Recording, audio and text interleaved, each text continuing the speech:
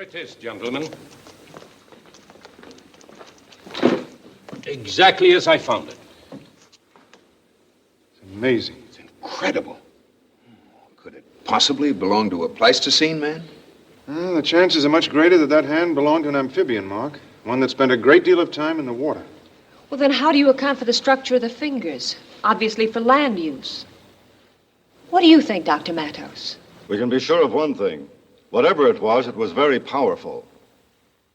You say you have hopes of finding the rest of the fossil? As soon as I get a suitable expedition together. Well, why don't we make up the expedition? We're here now, and after all, it does come under the heading of our work, doesn't it, David? Oh, it certainly does. More and more, we're learning the meaning and the value of marine research.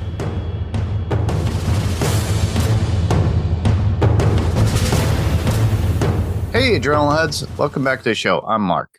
And I'm Jerry. And this episode, we are covering for our Halloween introduction into this year, because Halloween's right around the corner. But we want to bring you some classics that are out there. So that's why Jerry and I are in this one.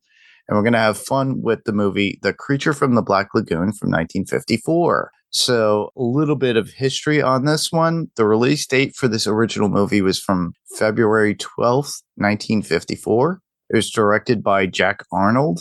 There was a sequel called Revenge of the Creature, which eventually we'll get to because I'm looking to do this yearly when we do some sort of universal monster and inclusive with any slasher or good horror movies that were out there at that time.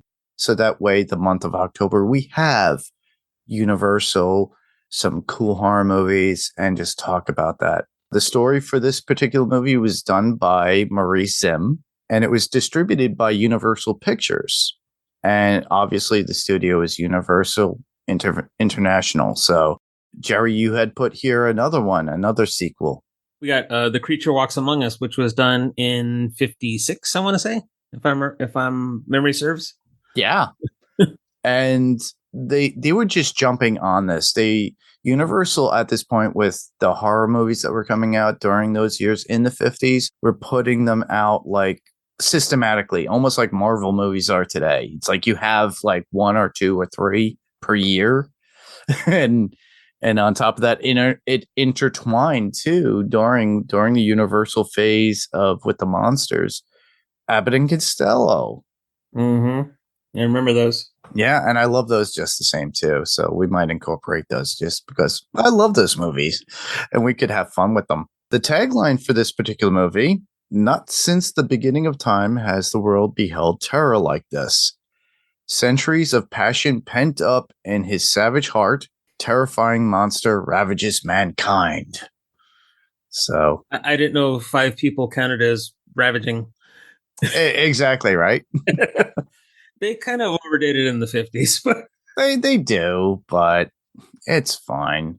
And the synopsis for this particular movie is: remnants of a mysterious animal have come to light in a remote jungle, and a group of scientists intends to determine if the find is an anomaly or an evidence of an undiscovered beast. To accomplish their goal, the scientists, played by Antonio Moreno, Richard Carlson, Richard Denning, and Whit Bessel, must brave the most perilous pieces of land South America has to offer.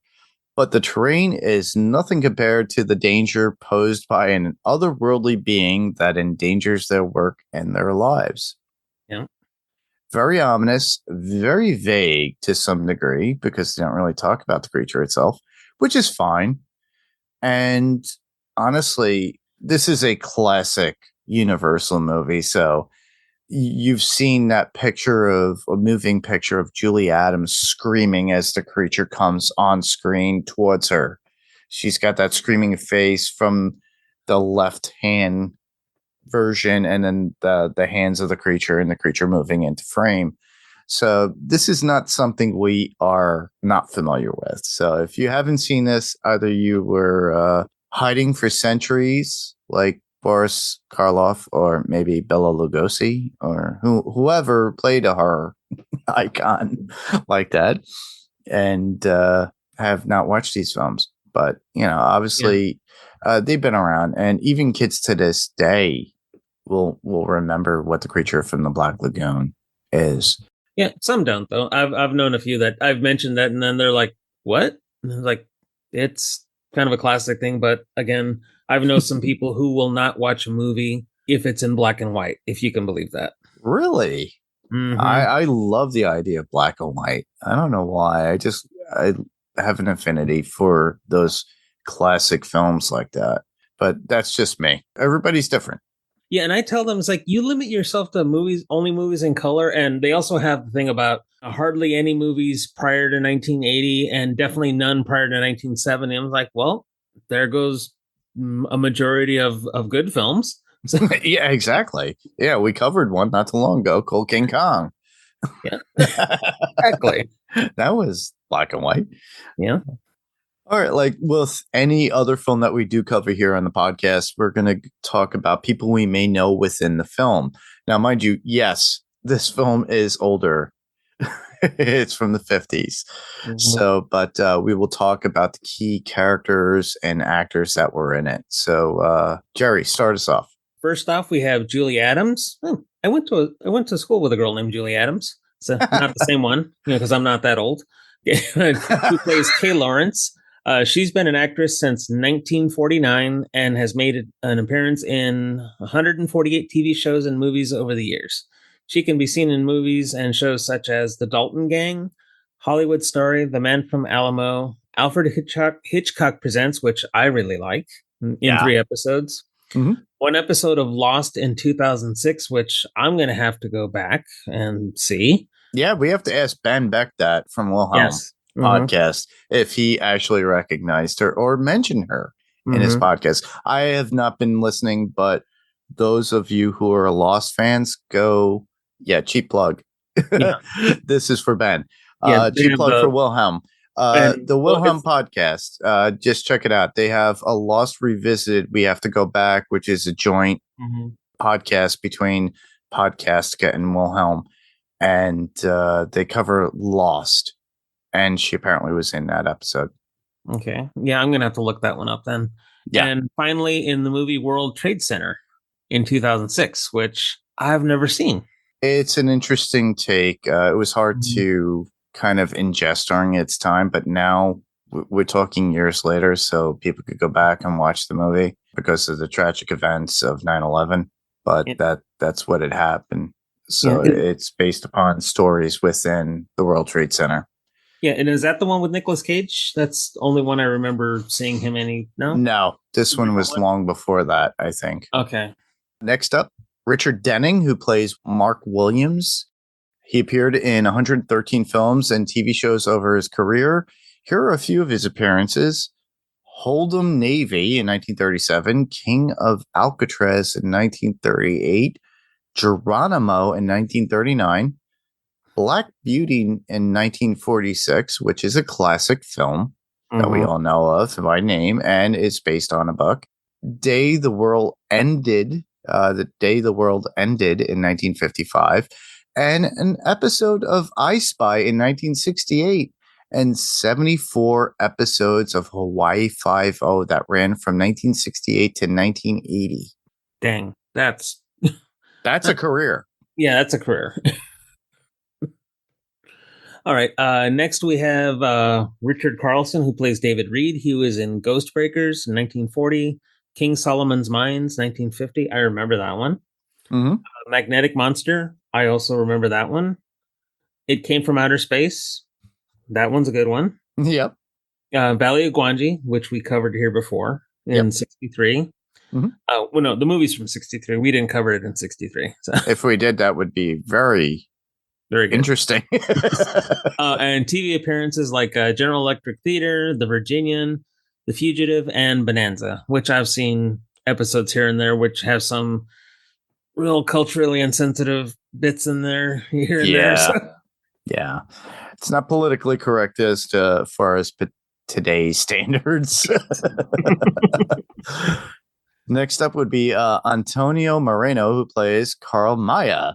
Notorious in 1946, Dallas in 1950, Thunder Bay in 1953, and Catch Me If You Can in 1953. Now, I didn't watch that particular movie, but it makes me think of the movie Catch Me If You Can with Tom Hanks and Leonardo DiCaprio. I'm curious if it's the same movie, but you guys check it out. You let me know.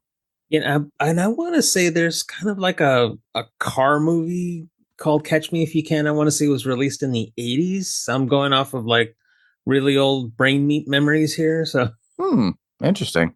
Let us know. All right, we'll see.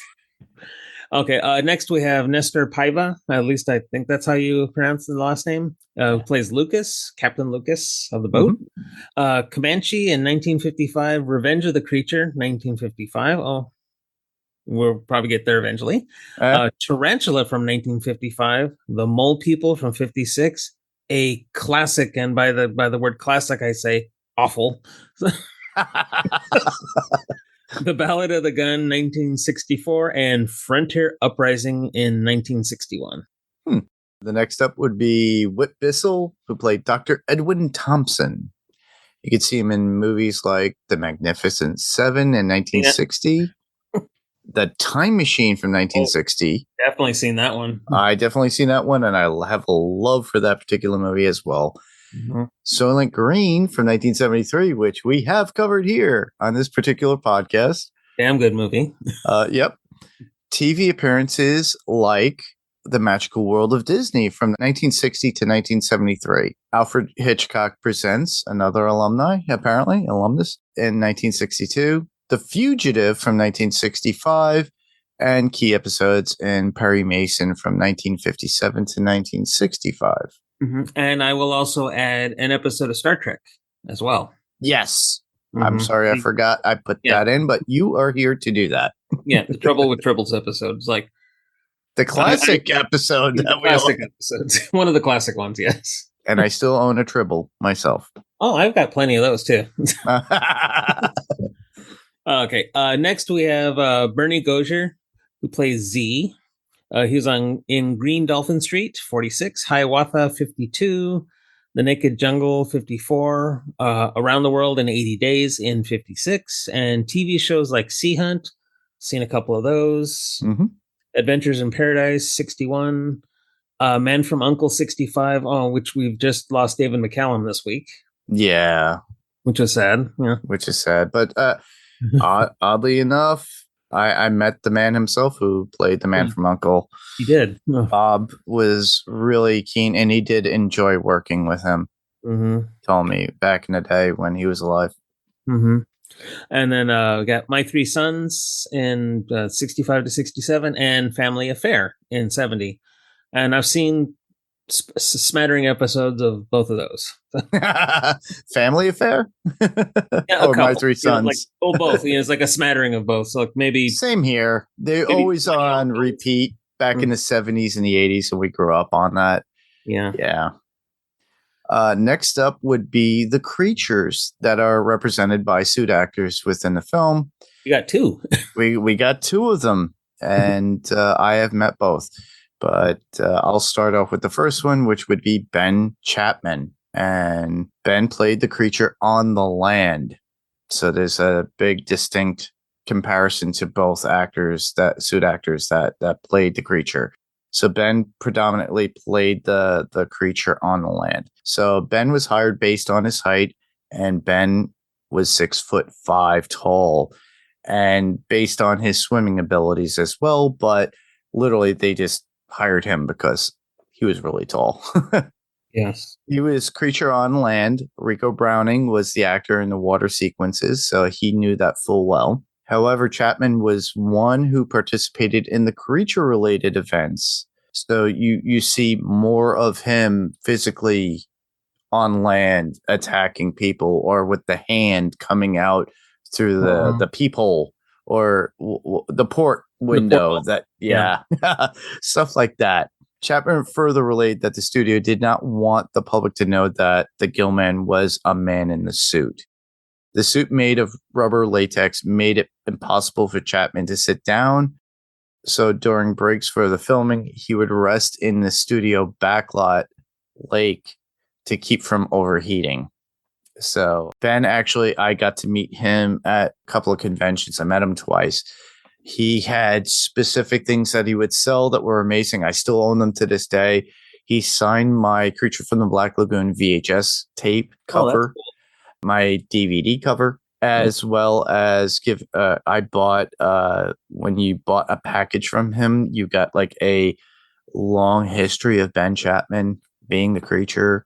You got like a dollar bill with the creature on it that he would sign, as well as an 8x10. And I took a picture with him. Unfortunately, I had a handlebar mustache and a lot of hair at that point, some hair at that point. So now I'm completely bald and shaved, but I still hold on to the memories of talking to Mr. Chapman, and he just enjoyed his fans and loved everything about the creature. It was amazing just to meet the man. That's cool. There's still stuff out there for Ben Chapman you can find online. And just to also recommend, if you're into the Creature from the Black Lagoon stuff, there is stuff out there, resin cast statues, vinyl statues that are out there as well as snow globes and everything else. So to fulfill your future creature or Creature from the Black Lagoon fandom, you could actually find that stuff online on Amazon and stuff like that and eBay. Just a little quick thing. Yeah, I've always wanted to get like a set of resin, like little resin busts of all the Universal monsters. Oh yeah, I knew I had a client when I do home theater installations. He has a room dedicated to resin casts of every genre of horror, sci-fi, everything. Jerry, it'll blow your mind of the stuff that we've actually covered and things that we want to cover on this podcast that you would see. It's amazing. Yeah. Okay. And lastly, we have Riku Browning. Is that how you pronounce his first name? Rico Browning. Yep. Rico Browning. Okay. Okay. Who played the creature in the water? And Rico was based on his expertise in diving and deep sea swimming, and he portrayed the creature whenever we see the creature within the water. A legendary scene captured underwater was when Julie Adams was swimming on the surface, and Browning was swimming underneath her and watching her, which was a cool scene. Yeah. And Riku can be seen in other shows and films like Flipper, which I've seen maybe 2 episodes of. Adventure, Hello Down There, Mr. No Legs, and that was it. And then he was 93 when he passed away in February of this year. Aww. Yeah. And he was the last of the original monsters. Yeah, he was. And I got to meet him 3 times. I think the last time I saw him was maybe, I'm going to say 4 years ago. Yeah.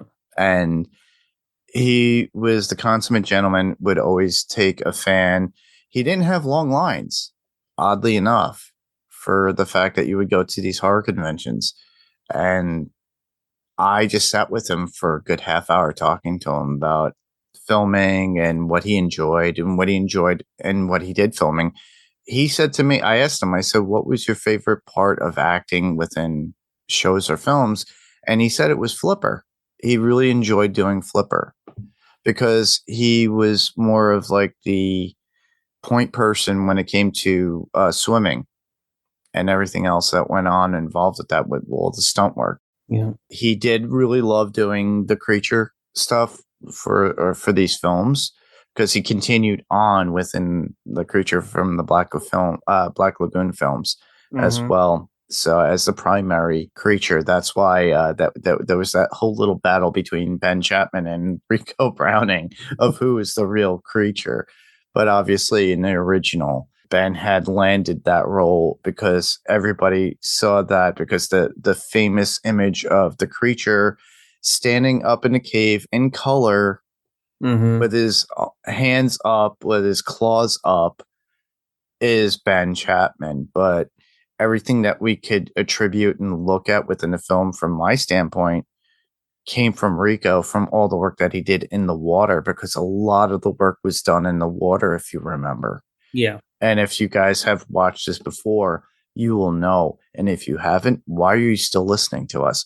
Go back and watch the movie if you've never seen it before, and come back to this conversation, because we're going to go into a lot of cool stuff. Yeah, it's like 90% of what we see is water stuff. It's like Yeah. 95% of all the time we see the creature is the water. Yeah. And that brings to mind other suit actors like Doug Jones when we saw him in The Shape of Water. Yes. He's Well, like- this was inspired Yeah. for The Shape of Water with Guillermo Del Toro, yeah. del Toro for his film, and it's an amazing film, and I love that film. Yeah, I it's only saw it storytelling. one time, and I really liked it, and I'm going to go back now and watch it again Yeah. and I like Doug Jones, because he's played like the ice cream man in Legion, which was awesome. Yes. Also, you could check that out if you guys are Legion fans. Podcastica had done that. Jason had done his coverage of Legion. Oh, really? Okay. I Yeah. didn't know that one. Okay.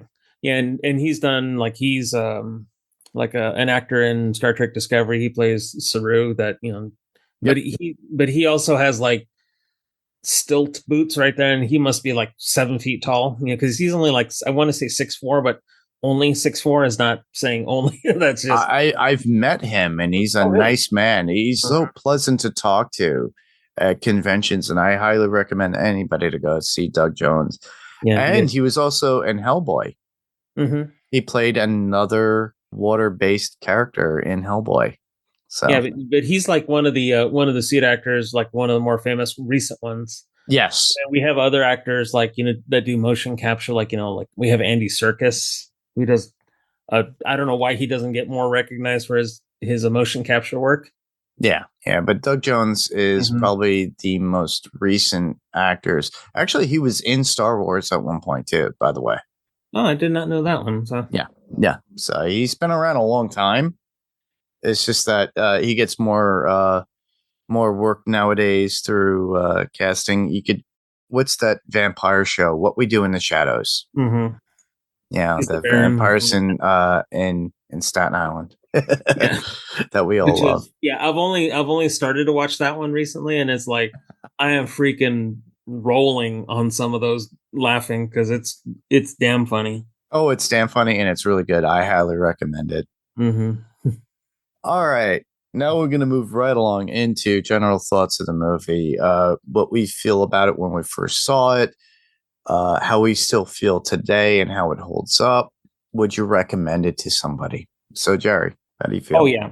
I saw this when I want to say I was maybe 10, and we're talking, 1980, 1981, 80, 81, somewhere. I don't exactly remember when, but it was one of those. It's like, yeah, I've always loved the music in it. It has the classic 50s, that stinger. I call it stinger music. It is. Whenever you see the creature hand, if it's just a hand, it has a dun, dun, dun, dun.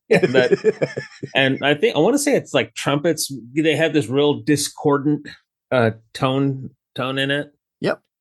And I just love it. And then I remember like feeling actually kind of like, why don't they notice this thing?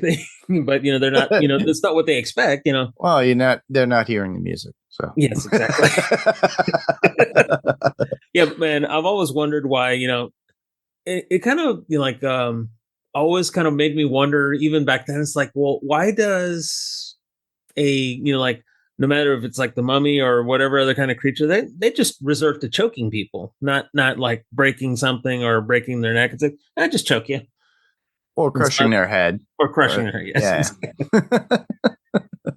Yeah, but it was one of those that was pretty scary, and at least to a 10-year-old. Now it's probably probably seen so much, a lot more than I had at their age. So, but growing up in the 70s was the way. So, well, my experience very similar to you is like as a young kid, because my parents loved that kind of stuff, that Universal stuff, and it was always on a Sunday. So being me, a Gen Xer who just did their own thing, and on a Sunday you have nothing better, but around the holidays, or obviously with Halloween, this would be on. And Channel 11 in New York City, because I lived in one of the 5 boroughs in Staten Island, they would always play the Universal monster movies over and over again from like the end of September all the way till Halloween. And that was like a running gimmick. So I watched this movie over and over again.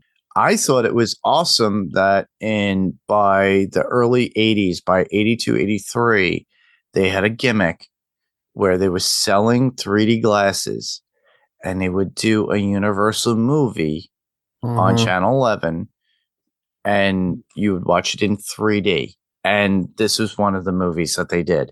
And subsequently, over the years on Blu-ray, they actually released this when Blu-ray 3D was a big thing and 3D TVs were a huge hit. I still own it on Blu-ray 3D. Unfortunately, there's no such thing as a 3D TV now. You can't really watch them, but I have it still. I wound up buying this on varying a platform, whether it be VHS, DVD, Blu-ray 3D. I didn't get it in 4K, but guess what, ladies and gentlemen? They're actually doing the Universal Monsters in 4K UHD Blu-ray release. So you could get these movies now, and I'm not sure, but my Blu-ray normally looks great, but I still think this movie holds up in a sense of the shockingness, just what Jerry has said with the music, the storyline, and just how it did. And then obviously they left the movie, spoilers, leaves off on kind of like a cliffhanger. Because you think, it's like, oh, he's still alive. He's still out there. But obviously that's why they got sequels. But I still think this movie holds up to this day. And it's still something that I cherish and hold to. And it shows my love of suit actors that are out there. I love anybody who's a suit actor, whether it be Ben Chapman, Rico Browning in this movie, Haruo Nakajima, Kenpachiro Satsuma, who had played Godzilla for years. And now we're starting to move away from the suit acting capability, even though we're getting another Godzilla movie. But we still have Doug out there, who is still a suit actor. And The Shape of Water, it actually garnered like an Oscar.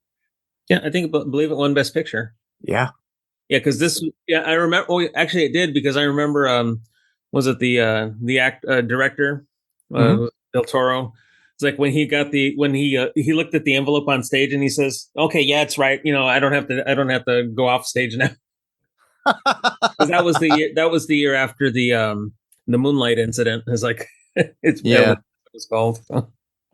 Yeah, and honestly, it's to the credit of like Guillermo del Toro, who actually does these films, loves these kind of suit actors. Because if you look at Hellboy, which Doug was in as well as like a suit actor, but if you look at Ron Perlman, he himself was like a suit actor as well in that particular movie in Hellboy.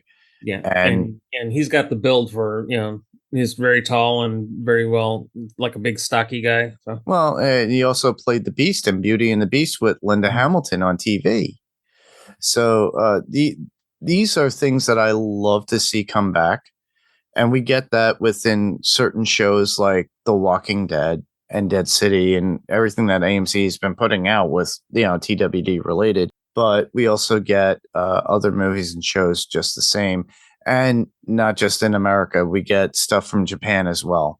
But we'll do a side episode regarding suit actors and things of that nature. Yeah. We'll do that at a later time, probably beginning of the new year in 2024. That's something else that I've been brainstorming and thinking through.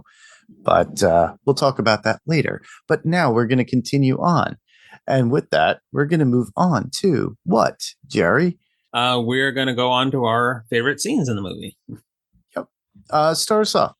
My first scene is when we first see the Gillman's hand. And this is at the very beginning of the movie, where the archaeologist guy says, they find this fossilized hand just sticking out of some rock, and I'm thinking, no. That would never happen like that. and he pulls it out of an obviously drilled hole in this rock. I mean, I could pick this apart, but I just go with it. It's good. They're Yeah. To continue on with it would be the opening sequence itself with the narration.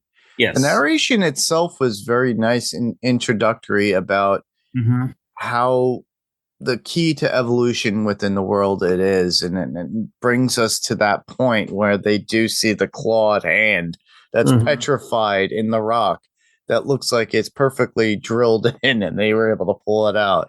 Now, mind you, yeah, it is the 50s. That is what they had to do for that particular scene. But I love how the narrator goes from the very beginning all the way to the end and to that present point when you see the archaeologist pull it out. Yeah. Yeah, and they do was it a biblical quote at the very beginning? Yes. They talk doing like quoting or paraphrasing Genesis, I should say. Correct, they do. Okay, next one I have is, we've already mentioned this one, but when Kay's swimming in the water, Gilman is doing his thing. It's like, which I found impressive, because whenever I've tried to swim upside down in water, it floods my nose. It's like, done. Yeah, exactly right. So and I've never done that before. I hadn't done that before, and I only did it maybe twice, and had never done it since. So. Well, yeah. To caveat to that, I love the underwater scenes always. I love that throughout the whole movie. Every time I watch it, it just captivates me. I just love what Rico does, and to think that not only was he in a suit with oxygen at times, sometimes he had to do that with just a snorkel. Yeah. And have the mask and the suit over him. So he's swimming in prosthetics down below how many feet and underneath people, and to do action sequences itself. Yeah. So, and choreographed action sequences, which I can really appreciate. And then, and we have these scenes where Kay's doing her spins underwater, kind of looks like a synchronized swimmer kind of moves. Yes. Yeah. And something that he said that he actually had a helper with too on set. Yeah, which I didn't know if Julie Adams was a swimmer in any regard, but but I was impressed. Yeah, it's impressive. And to speak of Julie is when I got to meet her, obviously she was older, brittle, frailer, because she was older at that time. Still hold on to her features, and she had that stoic look, beauty on her face, even still till that time that I met her in the 90s. And it just blows my mind. It's like, now I know why they use her scream image on, or GIF that they use. People use it all the time in referencing to being afraid or shocking, whether it be in film, TV, or anything. It's always, I think they used it in Fright Night as well. Oh, really? Yeah, I think there are certain other classic movies, later movies that utilize that, or maybe even Weird Science and Flashing Moments. They use clips, and that's one of them that's always there. Okay. For strangeness. Yeah, and she had, I would say she had the, I almost want to dub it the classic damsel in distress scream. Yes. And that was her scream. That was her scream, according to her. But yeah, I do agree. Those are classic scenes. Him swimming underneath is one of them that I do truly favor. One of which one of the scenes I did like was in the very beginning, just like before that, was the chase scene in the water with the harpooning. Yeah. When they first harpoon him. So think about that. You're actually a swimmer, and they actually have to do these things, and he's got to wear padding, and they have to shoot him. This is what Rico actually mentioned. He goes, "Yeah, I had to use padding, and they had to actually shoot me with a harpoon, but from a distance where it wasn't so impactful to pierce everything." Well, I would hope that they would aim right too, because and I'm thinking that the point on that thing would have been semi-blunt. Semi-blunt, but even still, it had to stay attached. So they had to keep it to that point. So he was saying those scenes were very crucial. They had to do them several times, and it's one of those things that you have to put trust not in just to your swimming ability, but also the aim and swimming, because you're filming underwater. Yeah, and this is the 50s. It's not like the 80s where they spend millions and millions of dollars of budget, and it's in a contained tank. And listeners, this one, was on like a lake in Florida, if I remember right, too. Or what I read. It is, yeah. I have to actually. That's why I was getting to for the listeners. I'm going to link in my friends Michael and Jessica Collins's movie location reviews or them appearances for the Grim Life Collective.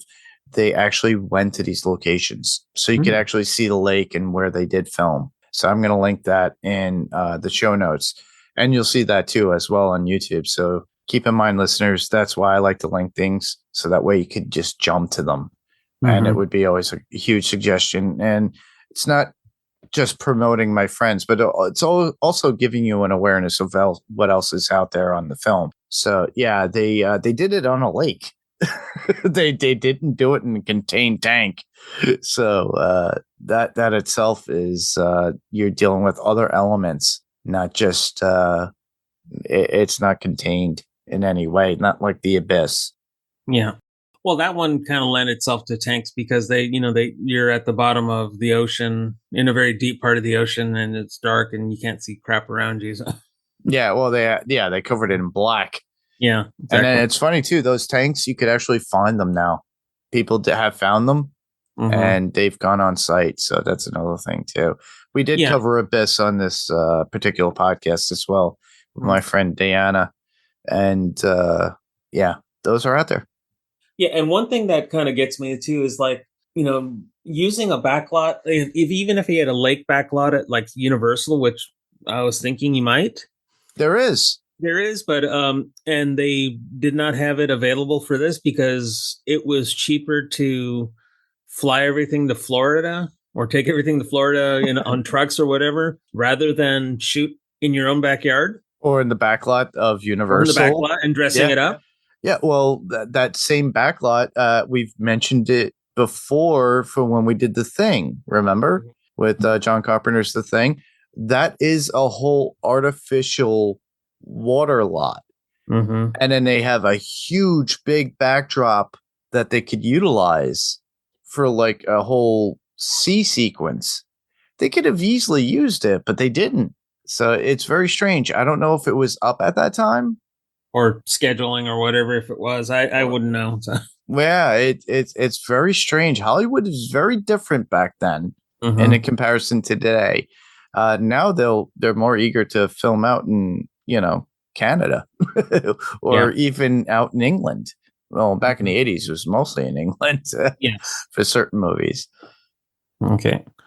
It was like Pinewood Studios, or if I remember. Pinewood is huge for that, for like Star Wars and Blade Runner and stuff like that. All right. Which scene do you have next? Well, this one comes from Kay herself in the talk of the Kamongo fish that can breathe air that Kay brings up when they have this great talk about the creature and how it's able to breathe on land. So I love how that gets talked about. And then next thing you know, later on, which leads us to the first kill from the creature on the ship, because he winds up getting up on the ship and then he kills Chico. And the creature takes Chico into the water after we see the creature's footsteps and grab. You don't see him actually grabbing Chico, but you see Chico scream, the typical 50s horror montage of people screaming and then something happening. Yeah. But yeah, I thought that was pretty cool because it gave kind of an explanation of why the creature is able to go on land. Yeah. Yeah. And she was also talking about, was it evolutionary stasis, where it's like it hits a point and then just stops? Yeah. Yeah. And for our perspective, it's like there's a lot of species that could be evolving, but depending on how long it takes, our perspective is so small. It's kind of like trying to see, an entire car ride by an entire like nationwide car ride by viewing one block in Arizona. As you're speeding 90 miles an hour and just trying to look out the window and your head's going back and forth, trying to capture whatever little snippet that's there. And that's usually what evolution is on a modern scale for scientists. I think. which is why we use archaeology. Yep. Okay, my next scene is after the first fight, and with Mark and David. They hey, a guy named Mark. Who knew? Yeah, but the after that first fight, they ask how we can when we bring how what other thing can we use, and the captain says, well, let's use rotenone, and because that'll bring up the fish and people use it. And I was thinking in my head, it's like rotenone's poisonous. Yeah. And these guys are just like flipping the powder off into the water with their hands. Granted, it's probably baking soda. Yeah. But just the concept of it is no gloves or anything. No gloves or anything, no scoop. You're just flinging it out. And then I know it's bad, absorbing it through your skin probably doesn't happen as easy as when it's inhaled. Oh, and yeah. inhaling is probably the worst because that, lung contact probably kills faster than anything because, I think that a lot of death is a result of lung failures. Yeah. But it's just, it's just that idea. It's like this guy's just flinging it and they have a bunch of dead fish at the result, which I'm hoping were rubber. So, because, who knows? But afterward that they use these big tablets that I want to term, after they say, well, it didn't work here. It needs to get deeper in the water. So, well, let's do something else with it. And they compress it and drop in tablets, in which I call these jumbo Alka-Seltzers because they were effervescing. That is true. I don't know if rotenone reacts with water like that, but okay. It was meant for dramatic effect for the film to make it look really cool. Because baking soda on its own is inert and safe, Yeah. It's a more of a which you put on like oil, like on kitchen fires and acids to inert them out. So yeah, but it's just one of these funny things. Is like it's like hey, let's go dance in the DDT. Why not?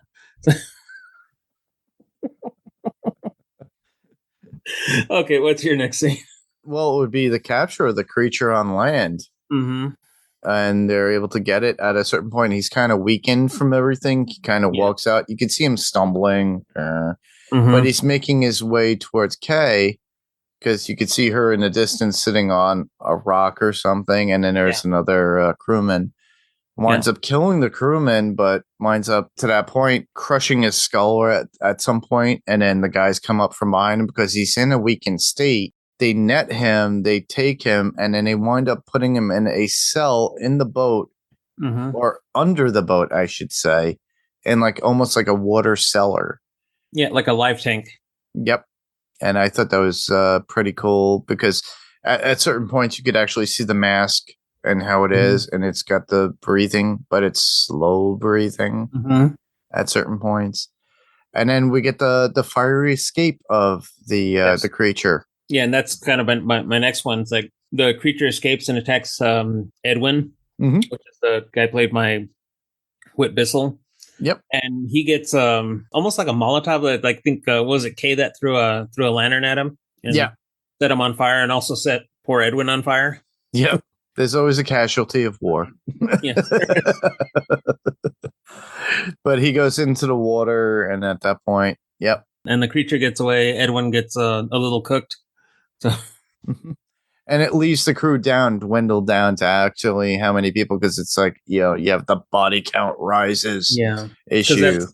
Because after the creature killed the guy with Kay, that was like the second of the crew and the fourth within the entire movie, because he killed the first two guys in the camp after the doctor took the hand back to the institute. Yep. Yeah, and they come back and they witness it and they say, "Oh my God, they're dead." Oh my God. Yes. And they do absolutely nothing. Just continue. Exactly. And then, we'll continue to look for this creature now. So after the did you have another scene after this one? Just basically the underwater chase of the creature with the harpoons again. It's like a whole battle within the water, which was really done well and choreographed perfectly between Rico and the rest of the stunt actors underwater with their tanks. Yeah, and with mine, and they said, well, let's just go. We're done because, this guy's burned. We need to get him into a hospital, and they're trying to leave. And the creature has dammed up, kind of dammed up the river. Yep. Or dammed up the lagoon so he can't get out. It's like, And I was like, well, let's, why not take it out one piece at a time? Like grab the top branch, just take it out, or like grab it with the boat and go reverse, Yeah. It seemed a little like two, 10 sticks, like 10 branches across two pieces of trees sticking out of the water. It's like, I didn't buy it totally. And not even at 10, I didn't buy it because it was like really inconsistent between the above the water and below the water shots. Yeah. Yeah. It looked like it could be easily cleared. I could clear it with a rowboat. So. You got to suspend your disbelief. Yes, I know. Yeah. But that one was just, I had to mention it because, but in this, that, they said they're in that fight, the creature takes out Mark in the process. But what I did like about this one is that when they're when Mark and David are like, David decides to go after it, Mark and him fight in the hold of the boat, and Edwin's sitting there on the bed. He's like, they're fighting and like go on top of him, and it's like dang near on top of him or touch him a couple times. And it's like, that's gotta hurt. Yeah, exactly. And well, especially what he's got like piercing sticking out. Exactly. Let me fall on top of him. Oh, that hurt even more. They finally get this cleared. Yeah, and that's when David used the like that liquid they added some more. What's that? Shoot. The rotenone, like a more concentrated version of rotenone to get him stunned again. Yeah. Just to toxify him to a point where he'd be unconscious. Yeah. And at this point, they get everything cleared and the creature comes up. And this is one of my favorite things is like when he actually showed him taking Kay and kind of doing like leapfrogging over the bow into the water. And taking her underneath back to his lair. Yeah. So that was one of those good classic shots there too. So it was a classic shot too. And if you look at it slowly, like I did, you could see that Rico is guiding her at a certain point, and then they kind of swim off separately. Now, honestly, the movie was done in the 50s, but somebody in editing really didn't catch that, where you could see her just drifting off to the other side a little bit because he had to let her go. Because she had to get air. Yeah, well, she might have been unconscious at that point. Like the character might have been unconscious at that point. So yeah, that was one of my scenes too. That was the last one actually. It was him taking off with Kay, and it's like I put a little note saying Julie Adams had to go into the water for that scene, and Rico had to guide her and hold her into that. They had to do a struggle within that specific scene too, as they were going down. So that kind of takes a little bit out of you. So I could feel for her because she didn't have a mask on, and that he had to have. But that was the whole point of her having to swim off in the scene at a certain point, which makes sense. And you could, like you said before, you have to suspend your disbelief and think, okay, she kind of passed out probably, and he had to go grab her. Yeah, I have a lot of respect for that particular shot. Yeah, and I'm hoping they would have had safety divers off to the side, maybe.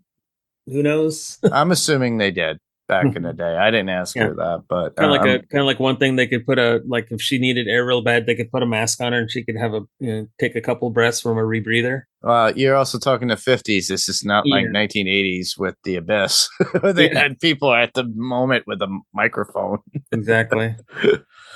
But yeah, then we had those classic shots of obviously the creature, the showdown. There was one scene that I did like, but I actually had to ask Ben this. Was there a scene where you actually were holding Julie, and did you hit her in a certain way? Because he has to go through a narrow location at one point holding her. And he goes, yeah, I think I bonked her like 3 times. Oh. But it was a set. So it was all foam. Like actual rock, is foam. It was an actual rock. But he said that to me, and I started laughing. He goes, yeah, it was kind of hard, especially with that mask and everything. It's kind of can't see very well. Yeah. But I thought that was funny. But that was a little tidbit that I had to ask during that time. Nice. It's always good, always good to hear these stories too, because there's not a lot you can glean from like making ofs or anything, but get the actual stories from the actual people that did it. So Yeah, and it's very hard, especially nowadays. It's very hard to come by with these people only through books that they have written over the years. And I'm sure there are a bunch out there. I have not looked, but I'm sure everybody has their own memoir of these classic films that are out there. okay, yeah, I still want to know more. Okay, so I think that does it for scenes. So interesting facts. Yep, interesting and unknown facts about the movie Creature from the Black Lagoon. So I'll start off with the first one. The movie's concept was conceived at a Citizen Kane dinner party. Okay. One night during filming of Citizen Kane, Orson Welles invited one of the movie's actors, William Allen, over for dinner along with a cinematographer named Gabriel Figueroa. While there, Figueroa shared a story he had heard during his travels of a race of amphibious beasts, half man, half reptile, that stalked the Amazon River. More than a decade later, still intrigued by the concept, Allen dramatized it by producing Creature from the Black Lagoon. Interesting. Yeah. Some things you wish you could just have sat in on. Yeah. So many things. All right. Number 2 here is the creature was modeled after the Academy Award statue. So Universal managed to snag up an up-and-coming filmmaker with a prestigious resume to direct the film, which is Jack Arnold, who did a lot of World War II films. There's like a lot of films during the war. It says Jack Allen's documentary With These Hands had received an Academy Award nomination, though he didn't get the Oscar. Arnold kept the souvenir certificate that the Academy always mails to its nominees, and the little card that would go on to become an uninspected source of inspiration behind the scenes of Creature from the Black Lagoon. As Arnold told Cinema Fantastique magazine in 1975, see, there was a picture of an Oscar statuette on the card. I said, if we put a gilt head on the figurine plus fins and scales, it would look pretty much like the kind of creature we're trying to get. So they made a mold out of rubber, and the costume gradually took shape. And at first, the creature had what leading lady Julie Adams described as an eel-like physique, slick and streamlined. The outfit didn't come with too much in the way of fins, ridges, or body armor, and those were later enhanced to give the monster a more menacing appearance. Which, on that note, I almost want to say this is ripe for a remake, but I don't know if that would be well accepted. I don't think so either. Because you think after 70 years that they could do a remake of some kind, but I don't know if they could completely pull it off, because I'm afraid we get something along the quality of Anaconda. Very true, but if you think about it, Anaconda still falls in that same perspective of storytelling. Yeah, it's kind of ripped off. Not to piss off anybody who loved the movie Anaconda, because it had Eric Stoltz and J-Lo in it and a whole bunch of people. Next up, part of the film was shot on location in Florida's Panhandle. Observant viewers may have noticed that the film's Amazon looks a lot like parts of Greater Tallahassee, Florida area. Though Creature from the Black Lagoon was mainly filmed in Hollywood, several river and underwater sequences were shot at Wakulla Springs State Park, which I will be putting in the show notes that my friends have visited. Alrighty. Yeah, I want to take a look at that. Yep. Okay, so next one is a former Frankenstein actor turned down the main role. When Boris Karloff retired from playing Mary Shelley's reanimated monster, Glenn Strange took over, and from 1944 to 48, Strange terrified the audience as Universal's House of Frankenstein, House of Dracula, and Abbott and Costello Meet Frankenstein. Oh, which I haven't seen in a long time. Yeah, like I said, we have to cover something like that later on. Yeah, and years later, the studio tapped him to play their web-footed Gillman in Creature from the Black Lagoon, but because swimming wasn't his forte, Strange declined the part, which he still could have played the creature on land. Possibly, yeah. But we did get Ben Chapman. So. Yeah, we get Ben, so that's awesome. Number 5, the Gillman's designer didn't get her due credit. Okay, now this is something that I've been looking forward to, because there are documentaries out there about the Creature from Black Lagoon. unknown and interesting facts or documentaries about the filming with the crew, and you can find those on YouTube. If you all would like to, let me know in email or commentary on Facebook or Instagram. But Millicent Patrick's huge contribution to the horror genre have been largely forgotten, even by diehard fans. Her talents were numerous. Patrick acted in 21 films, drew concept art for countless others, performed as concert pianist, and became the first female animator that Disney ever hired.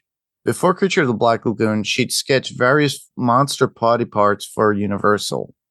The Gill Man gave her an opportunity to really shine, as Patrick was responsible for designing every inch of the creature's body. That is talent, everybody. And she did a damn good job. She did a great job. As part of the film's ad campaign, Patrick posed with the Gillman's mask and sketches for some publicity shots. But makeup artist George Hamilton, quote unquote, Bud Westmore, didn't want to be upstaged. He falsely claimed that he was the Beast's sole designer and made sure that Patrick's name stayed out of the opening credits. Now, this is a shame for the fact that a woman created the Gillman that we all know, the creature from the Black Lagoon, what we know and personified in celluloid or on film. And, the woman Millicent Patrick was great and should be heralded for it. And I believe now in certain museums, when they talk about the creature from the Black Lagoon, they actually do bring this up now. And it's within the past 5 or 6 years, which is amazing. But for the fact that for years it's been unknown, it's for shame, Hollywood, for shame. Yes. I don't know why people, just give people their credit. Yeah, exactly. All right. Next is 2 slightly different suits were built. And during the pre-production stage, Florida native Rico Browning was asked to show the filmmakers around Wakulla Springs. At the site, he also agreed to swim about for some underwater test shots. A few weeks later, the young man received a fateful phone call. As Browning reveals on the DVD documentary Back to the Black Lagoon, Jack Arnold said, "We like the way you swam. How would you like to be the creature from the Black Lagoon?" Browning said yes, of course, but soon learned that portraying the monster would be a 2-man job. So while the Floridian did all the Gillman's underwater scenes, Ben Chapman played him on dry land. This presented a few technical challenges. While Browning stood just under 6 feet in height, Chapman was an imposing 6'4", and clearly they could not share a costume because, so body molded and everything. Yep. So full body molds were made, which formed the lowest layers of each creature suit. And due to the height disparity, there were a few subtle differences between the outfits. And Chapman's example came with extra chest plates. So, because if it's say he's about 6 inches taller, it's like yeah, makes a little bit of a difference. Yeah. Just have to account for everything. So. Yeah. And when I last saw Rico before he passed away, your size kind of diminishes as you get older. So he was a bit short. Yeah. And I thought I was short. And I was like, wow, okay. I guess age does challenge you height-wise as you get older, especially at that age. Number 7, restricted eyesight became a big challenge for the creature performers. Vision was the hardest part, Browning said of his experience playing the Gillman. I didn't wear any goggles or a face mask, and the eye of the suit sat about an inch away from my eye. It's kind of like looking through a keyhole with blurred vision, so it was difficult seeing, which he actually told me. He goes, it was very hard to see in that mask as he was underwater. Chapman, too, suffered from the eye hole problems. Near the finale, the creature carries passed out Kay Lawrence, played by Adams, through his cave. Since Chapman's peripheral vision was limited, he accidentally slammed Adams' head right into an artificial rock. I was, of course, being carried with my eyes closed, and all of a sudden, I had a bump on my head, Adams recalled. Luckily, she was unhurt and shooting resumed a few hours later, which I kind of talked about when I met Ben, and he actually told me the story. Yeah, I thought he bumped. He said it was a few times, so apparently she must have been like, "Oh, the head hit must have been the more challenging part." Well, probably doesn't have a whole lot of give, but has some give. I'm assuming. So Yeah. and it's not like hitting real rock, thankfully. Oh, thankfully, yeah. Oh, damn. Why do I have a black eye? Okay, next is studio execs demanded that the striking creature theme be replayed ad nauseum, and I noticed. It was played an awful lot. So, film scholar David Schechter estimates that the tune gets repeated 130 times during the course of the movie. Wow.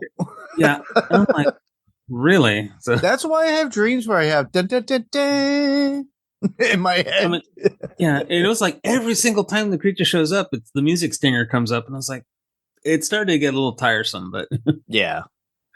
Okay. And as Schechter notes in Back to the Black Lagoon, the movie's three composers, Henry Mancini, oh, hey, I didn't know that, Herman Stein and Hans J. Salter, were told from on high, we want to hear the creature theme every time. So they no doubt grumble a little, and they did their job, and their job was to incorporate this very intrusive theme, which I agree it's intrusive. And and viewers won't find a single Gilman sequence in which they don't hear it. Which I noticed. So. Yeah, we all did. All right, number 9. Its 1955 sequel was Clint Eastwood's first movie.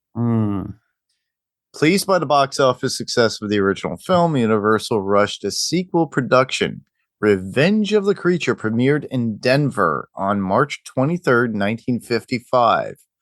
At one point, audiences got to see future star Clint Eastwood portraying a lab assistant.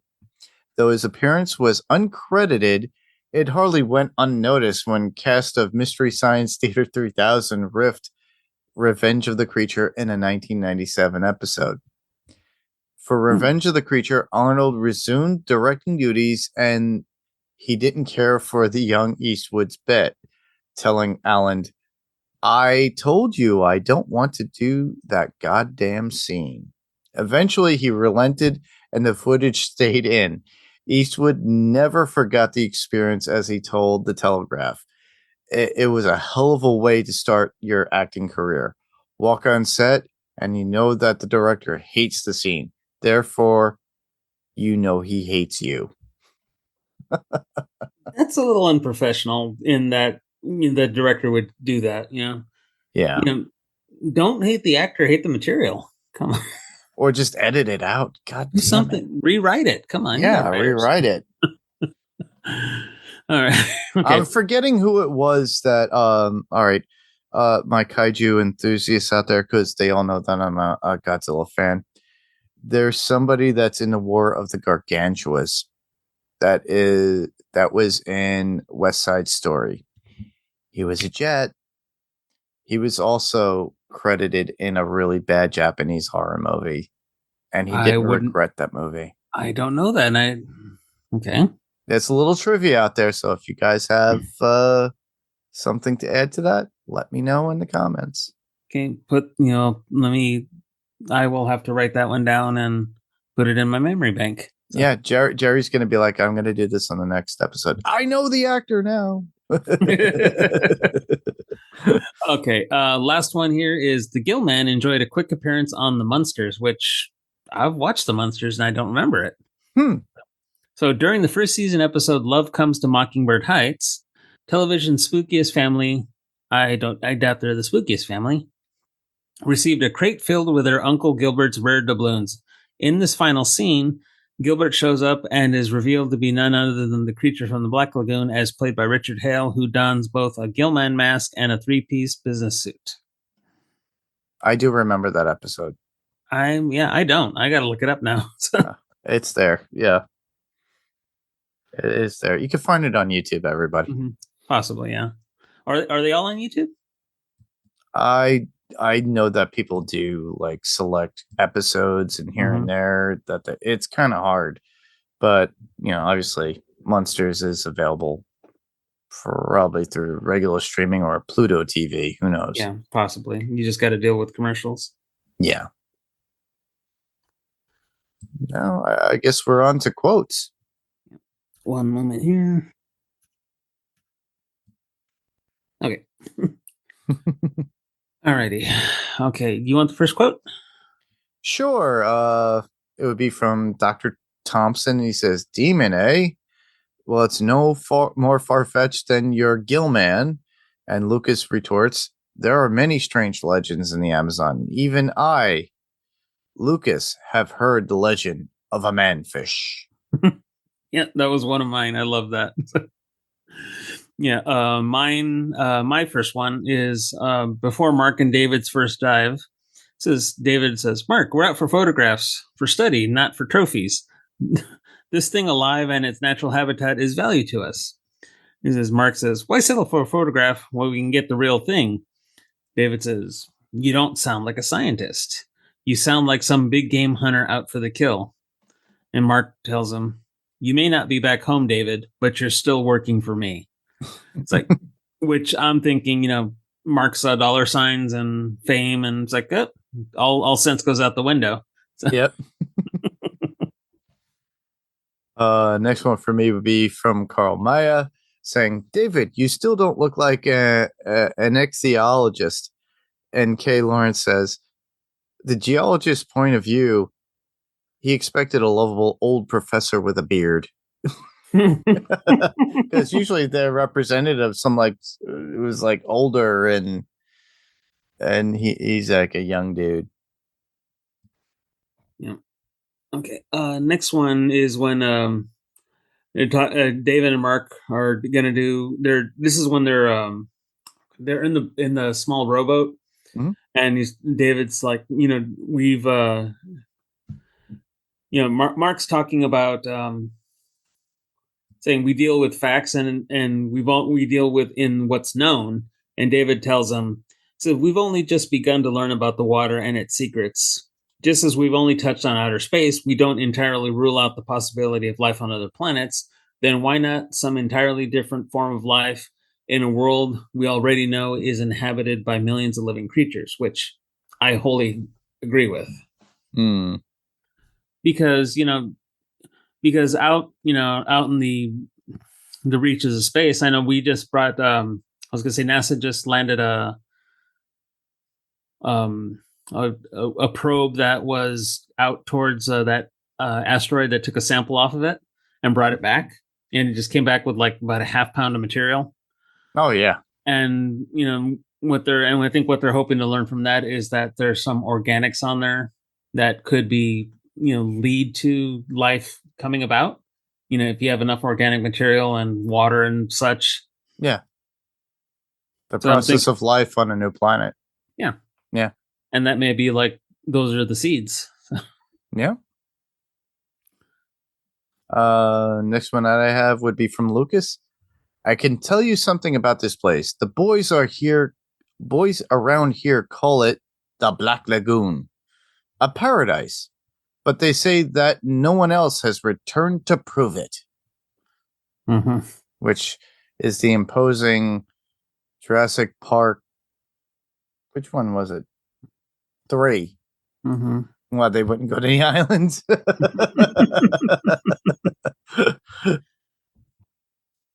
Yeah, and I remember, I think 3 was the one with the fin back. Is that the one? Yeah, the Spinosaurus.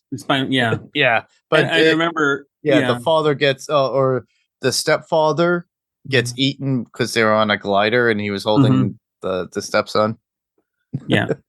The one I thought was funny about, they hear the phone ring and this is when they first see the Spinosaurus. Yeah. And it was like, looking at it, it's like, well, this is gonna suck. Yeah, exactly. Yeah, it's like that's the ringtone for Run for Your Lives feedback. Oh yeah, the listener feedback. I love that. Yeah. I love when they do that. Well, it's because Daphne's a Jurassic Park fan. He's a huge Jurassic Park fan. And it's a cheap plug for them, too. Yes. Just check out, Run for Your Lives on podcast. Go with Daphne and Paige. Okay. I love that. I love their show. Yeah, same here.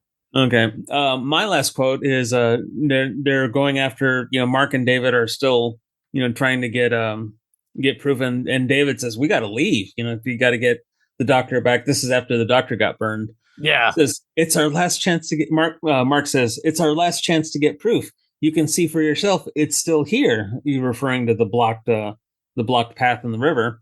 Which you said anybody could get through. Yeah. Anybody can get through. And then David says back, which I really, really agree with. And hopefully this would have slapped Mark back into reality. He says, we're trapped and fighting for our lives. And you're worried about if people will believe us. I was thinking, well, if they don't make it back, they're not going to know what to believe. They're not going to even know about it. Love it. The last one comes from Lucas again, saying the fish here are also dangerous. I forget what it was. Catfish. They could grow up to 9 feet long, and they are killers. Mm-hmm.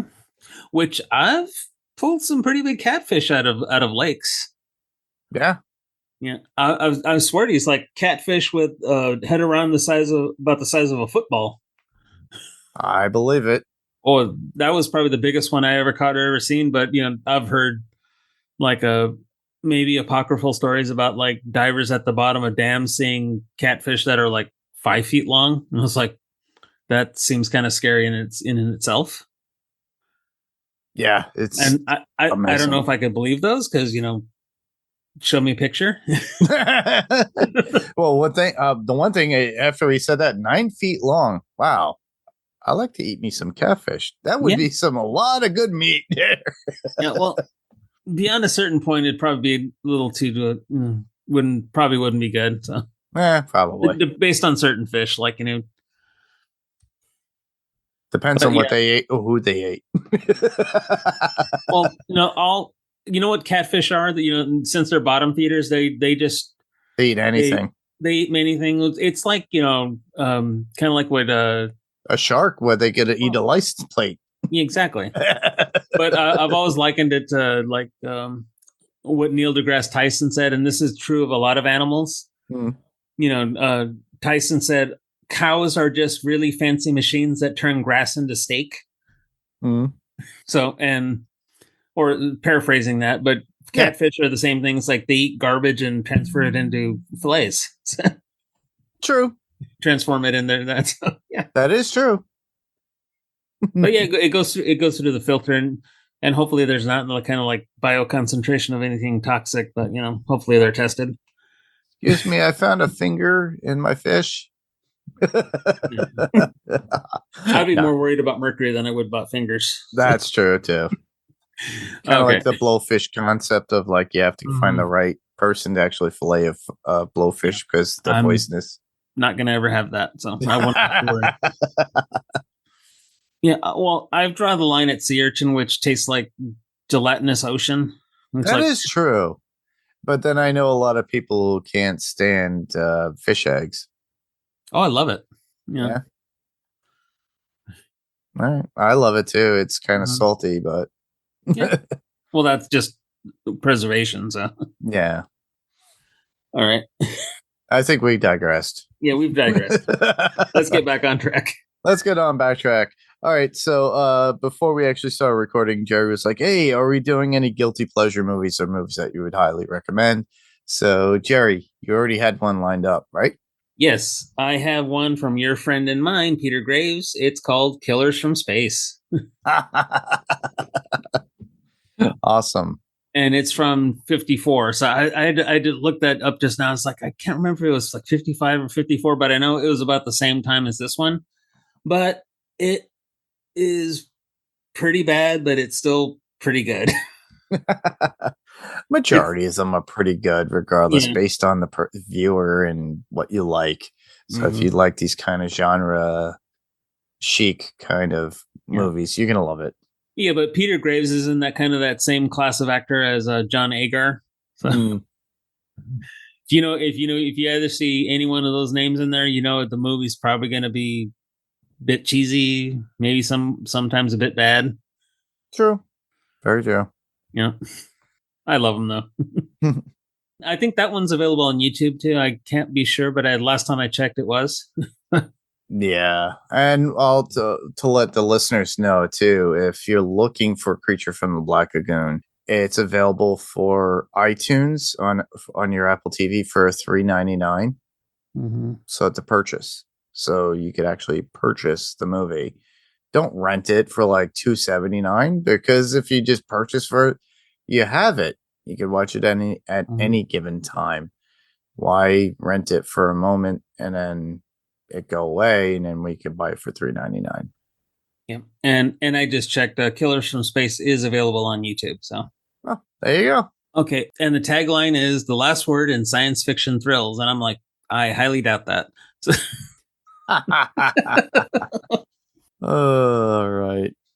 Well, with me, I'm going to have to go with what we actually alluded to earlier, which you mentioned, which we referenced, which this movie actually influenced to be done by Guillermo del Toro, which is The Shape of Water, which came out in 2017. Mm-hmm. Great cinematic movie based upon something that we were just discussing. And it's more of a love affair more than anything, but cinematically done in modern times and done very, very well. Thankfully to the acting chops of Sally Hawkins as Eliza Esposito and Doug Jones as the Amphibian Man, as well as Michael Shannon playing a true prick in this particular movie as well. He did the Superman movie too, so yeah, he played Zod. Yeah, that is true. And he was also in The Flash recently, portraying that same character. Oh, really? Okay. Which we covered on Panels to Pixels podcast. I didn't see that one, so it's interesting for those of you who do like to watch those movies and haven't yet, because now it's available on HBO Max. The Flash is available. I like to call it the nice Batman Returns with Michael Keaton again, featuring The Flash. So you can see great moments of Michael Keaton in that particular movie. Spoilers, obviously, but you've had a while. It's been out on digital download and on demand for a while, and now it's on HBO Max.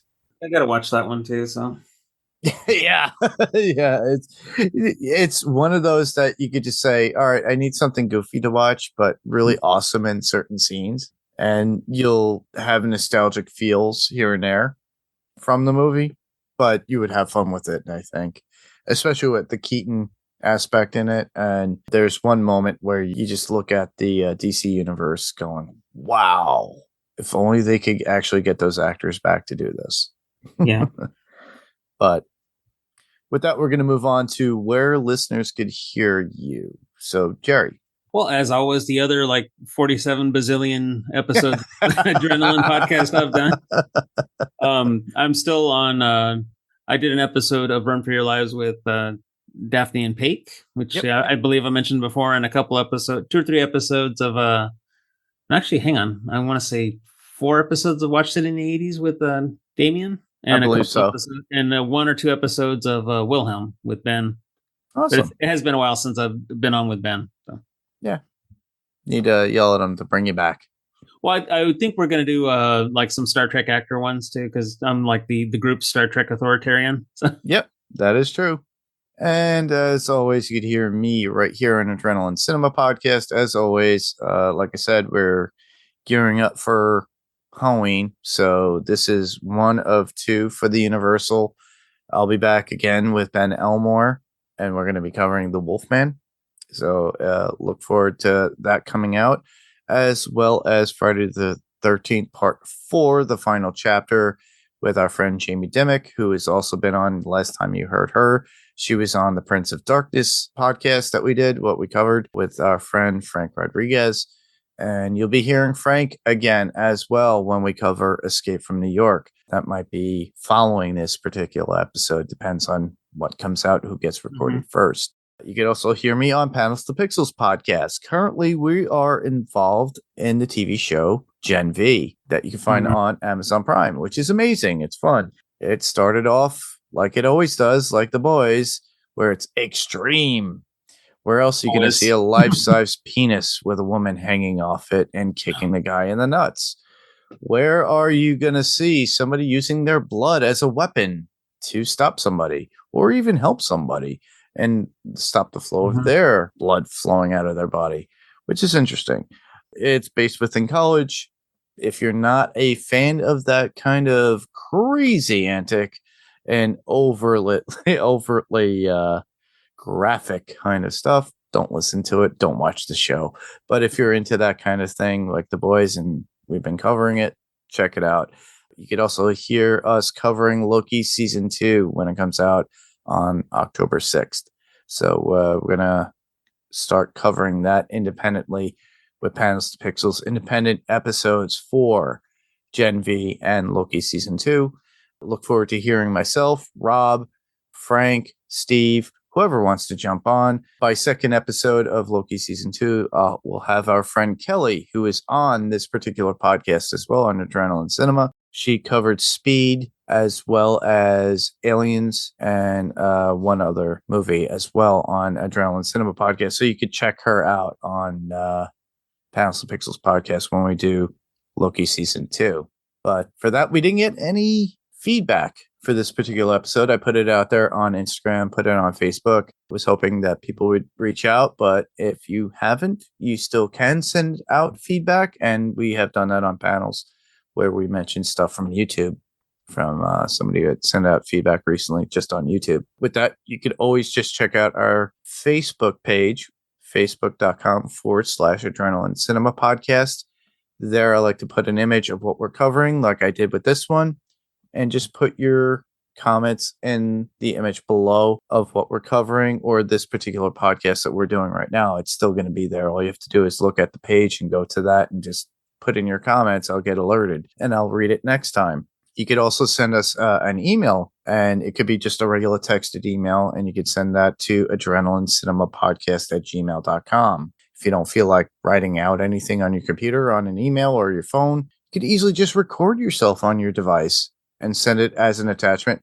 We'll put it into the podcast. That way we'll play it, and you guys could hear your own voice, and you could hear us comment on what your thoughts were about the movie that we're covering. Like I said, we are on Instagram.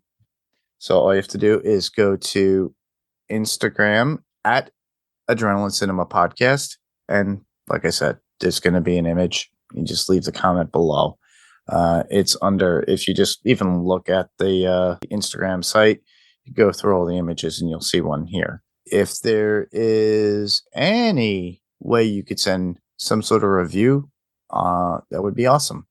Apple Podcasts would probably be the best place you could actually give us a review on. Apparently, a lot of people feel that's a way to critique and hold people in high regard regarding their podcast. So if you could give us a high rating, it'd be appreciated. I always tell everybody, just give us an honest review. Write a review. Not just give 5 stars or 3 stars or whatever. Write a review. Be awesome. We could be found on Apple Podcasts, Google Podcasts, Deezer, or whatever podcast player of choice. There's so many. iHeartRadio, a whole bunch of them. And if there are reviews there, you could do that as well. Yeah, and recently Stitcher closed down. Stitcher did close down. I was using that for a long time. I really like Stitcher. So yeah, I liked it. Yeah, I switched to Podcast Addict though. So. I actually been listening honestly on Spotify, including my own podcast. But there is also a review for Spotify as well too, and that's being highly regarded along with Apple Podcasts. Well, if you like what we do here on Adrenaline Cinema Podcast, you want to check out the other podcasts on the network, all you have to do is go to piratecoreentertainment.com, and there you will find Fantasy Picks Movie Edition with Rob, myself, a whole bunch of people, and Rob's looking for other people too. So Jerry, you're more than welcome and invited to come on, for our top 5 picks, which are fantasy picks, which is interesting. It's like a football pick. Or Rob's doing something really cool now with composers per month. So he's doing that with our friend Adam. And then we go into the regular casting of, how to recast a movie. Let's say nobody liked Blade Runner 2049. How would you recast a film? How would you change it? Would you change the score? Would you change the actor? Who would you change it with? Things of that nature. So that's Fantasy Picks Movie Edition on Pirate Car Entertainment, as well as watched it in the 80s. Oh, I wouldn't change it. What? Blade Runner Oh, okay. 2049. 2049. Yeah, Oh, okay. All right. wouldn't change. Well, I wouldn't change either one, so. Especially the first one. No, we didn't touch that one. Yeah. But you could check that out on Pirate Car Entertainment. Watched it in the 80s, like Jerry had mentioned before. Damien's coming back eventually. He says he's gearing up. I'm looking to do Explorers. Jerry has something that he wants to do. So, Damien, if you're listening, please bring it back. We're ready. Just even if it's one episode a month, that'd be great. It'd be awesome. But you can check that out on piratecarentertainment.com. And with that, that is our episode right now, currently. So I want to thank everyone for listening to the podcast. Thanks to Jerry for being on, as always. Always a pleasure. Yep. And this was Adrenaline Cinema Podcast. I'm Mark. And I'm Jerry. And we'll talk to you guys soon. Bye-bye. Bye.